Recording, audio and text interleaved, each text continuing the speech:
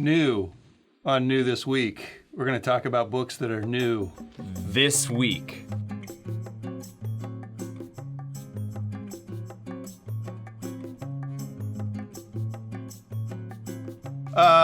Jeff, did you read Giant Size X-Men #1? All right, now listen, you did a very patronizing thing as we were getting ready. You said, did I read it? And now they're listed as co-plotters, co-storytellers. It's not a, yeah, I read it. You read the silent issue. Yeah, it's a silent issue. I also had one of our amazing subscribers text the Krakoan translations. Oh, good. Silence, Psychic Rescue in Process. But yeah, I absolutely read this one. This was actually the first thing that I read this week on New This Week. Because Hickman's doing it, and it's Russell Dauterman, who is amazing. Absolutely one of my favorite artists currently making comics. Yeah, he's like, for me, he approaches Frank Quitely as far as like detail and intricacy and acting. Do you think style-wise he is like Frank Quitely? For me, yeah. Okay. Yeah, and you and I see Frank Quitely very differently. We do, which is super interesting to me. But funny that you would mention him because this issue is a very obvious love letter to, I forget which issue number, from Grant Morrison and Frank Quitely's all-new X-Men run, well, just new X-Men run, that came out back in the 2000s. It was an all-silent issue from that Nuff Said era where they kept trying to do silent issues. It's one of my favorite issues of all time. And this matches up with it? This matches up with it real well, like, you know, down to the silent psychic rescue in progress. The final page is looked at the exact same way. That looked real familiar. Yeah, there's a circle motif that is present in this that is present in the Quitely Morrison one. Okay. It's like Russell Dauterman, one of my favorite artists, to get the opportunity to just have a silent issue with him, but also have it plotted by Hickman. That's as much as a thing that I could love right now as it could possibly be. It's like a Morrison Quitely. One thing is present on my mind, Russell Dauterman, these pages are gorgeous. Not that you have to compare the two, but each of these pages is like a piece of art. I found it a little bit harder to follow, like panel to panel. Yeah.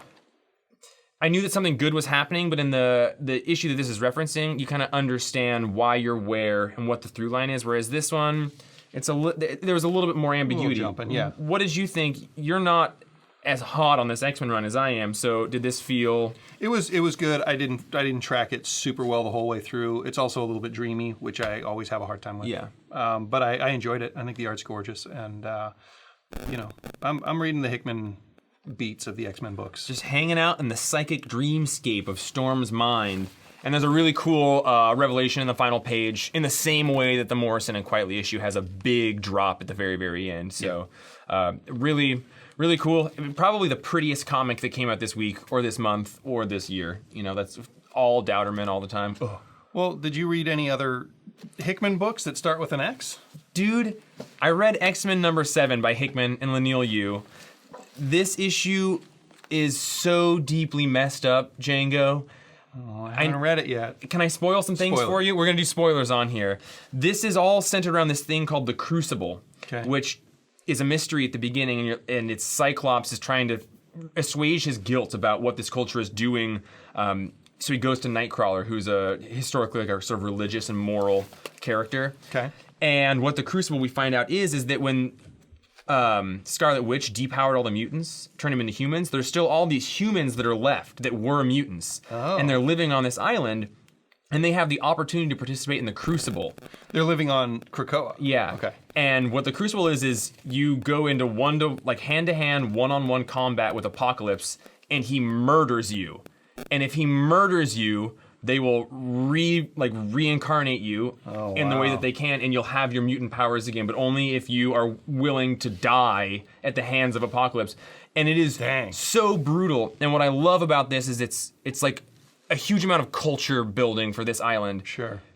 And it's the strongest incidence of, we love what's going on with this story, but you can't come back from that. Like, the X-Men are in their culture now, they are killing children and ex-humans, and it's like they have dehumanized non-mutants, and that's so good. I love it. And you know, I don't think it's any coincidence that you can say, like, yeah, the big Hickman helmet on Charles Xavier, but it dehumanizes him. Right. He doesn't have eyes. Like, he's just this kind of more and more malevolent figure that it doesn't. It's just like so good, and by the end of it, Nightcrawler's realization is that he needs to start a religion for mutants, and Nice. each one of these issues has made me feel like this is the best issue of the series yet. They're just getting better and better. I can't wait to hear what you think about it. Yeah, I'm gonna read that.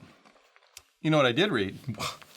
Give me a basketball of facts about it. A basketball of facts about Basketful of Heads. I don't think about a lot of the things I say before I say them. That was a good one, though. Number 5. This series has been really good since the start, and this is no different. It gives us a little more clarity on what's going on with the cops and the robbers in the series, and we've got what I love about it is that there's not a ton of spooky magic stuff. Like, it happens, but it's not a crutch, really. The story is happening, and those things happen to be in it. It's Joe Hill. He's knocking it out of the park with pretty much every book he's writing right now. And there's a lot of them. He's doing a lot of them. He's got 4 or 5 books. This is going to be 7 issues long, I think. We Okay. just ordered the final issue. Does it feel like it's moving towards a natural conclusion? Yeah, I could see that. I could see it going 60 also. I would read 60 issues of this. I'm just, as you're flipping through it, I'm seeing all these text bubbles, and I'm just reminded what you've said and what my experience is, that his ability to just pull you through. Yeah. Like, I have a mixed relationship with overly wordy books. Right. But Hickman and Joe Hill just seem to make wordy books not feel wordy. Yeah, he pulls it off every time. Well, Django, are you still reading Sex Criminals? I guess all I wanted to say about Sex Criminals is that there was this big hiatus. It was 16 months long. We're 27 issues in. It's had its ups and its downs, no pun intended. And it's really interesting and compelling to me that this book, which is, largely sex-based humor, is also one of the most heartfelt things that I've ever read. And to have like a several-page, I've seen a lot of shows, movies, and read books that all depict relationships in different ways. And a book about 2 people who can stop time when they have orgasms so that they can rob a bank is the one that actually, in the moments of communication between the 2 partners, reminds me the most of my own relationship. Matt Fraction is a really deft storyteller, and there is some great humor in here, but it's also some of the most real people in an unreal circumstance. It stayed heartfelt. It stayed really good. This is the final arc of it. I'm sad that it's going to end, but I'm really excited I haven't reread any of it since it started 5 or 6 years ago. I'm really looking forward to this being a thing that's done. One full package. And I can reread it, absolutely. And I get the full Sex Criminals package because I think the only thing that could have made this book better, I don't even know if better, but comparable, would be if Steve Lieber had done the art in it, because his facial expressions. He's so good. So good. But I like that when they break into the house, it just says security sound, security sound. It stayed hilarious the whole time, but it's also stayed heartfelt. So if you've dropped off at any point, this really is going to be an incredible series when it's done, and probably, in my opinion, the best thing Matt Fraction's ever written. Yeah. I read a book.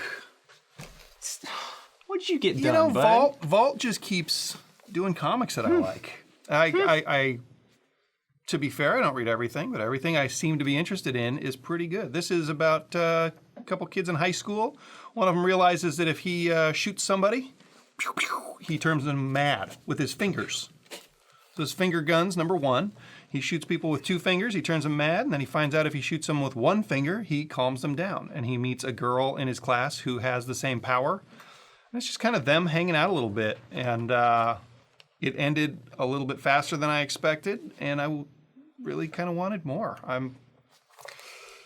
I don't know, man. Like, all ages sort of books for kids set in high school, I've liked them all that I've read lately. I love that. I don't know. I'm glad to be having this effect on you, Django. Yeah, you're making me feel like I'm a kid again. You know what I liked about it? One of the things I liked about it is they drew him with little acne the whole time. Yeah.